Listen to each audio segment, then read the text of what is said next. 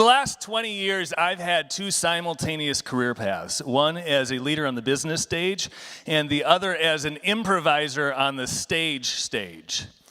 When I tell people about what I've done in a conference room, nobody is terribly surprised.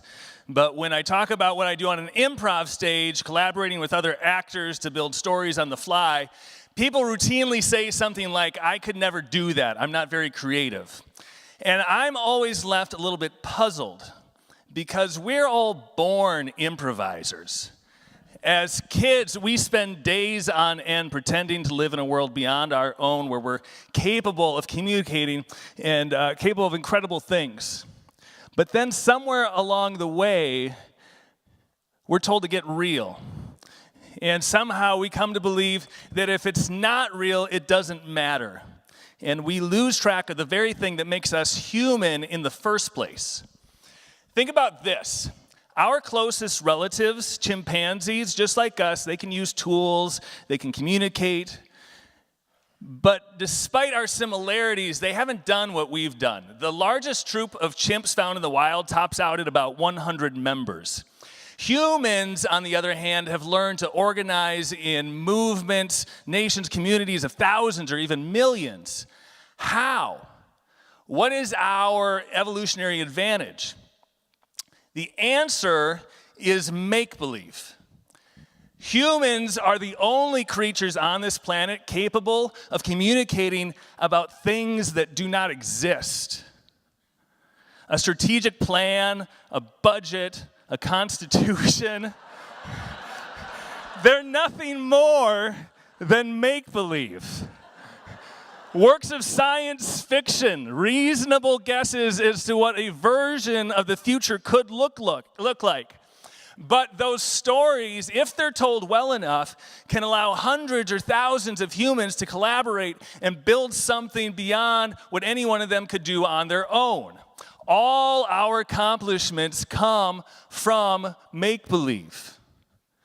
And make-believe has never been more crucial because it's at the core of only the third great economic revolutions in the history of humanity.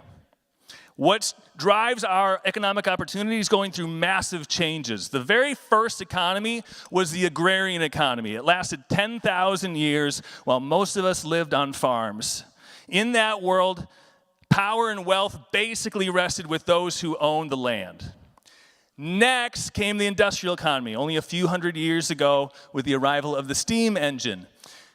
Productivity was its fuel. One idea replicated over and over and over. But the engine of the next great economy isn't land or factories, it's connection and our ability to link our beliefs with each other. The internet gives us unprecedented access to more ideas, experience, information than any of the most enlightened of our ancestors could imagine. The old gatekeepers are fading away. Instead of a handful of banks, now you can go to sites like GoFundMe and Kickstarter to connect you with millions of potential believers. We all have a printing press, a ticket booth, a broadcast studio, and a marketing department built into the same gadget we use to hunt Pokemon.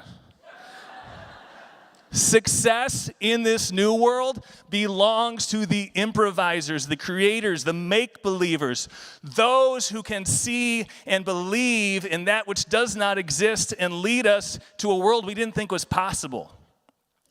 Of course, the internet isn't what makes us creative.